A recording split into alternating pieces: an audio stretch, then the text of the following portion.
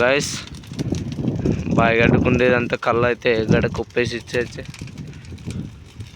ఇప్పటికేసి అయితే ఎన్ని గడ్డదల్లా వేసింది అంతా కళ్ళ ఉంది. ఇప్పుడైతే పెట్టినాను అక్కడ చూడొచ్చు మీరు. ఒక కుప్ప అయితే ఎప్పుడు అంటేసి అయితే కిందకి ఇప్పుడు ఆరిపోయింది. అది ఇప్పుడు పొగలు వేస్తుంది చక్కగా బాగా చూస్తుంది పట్ పట్ట అంటుంది.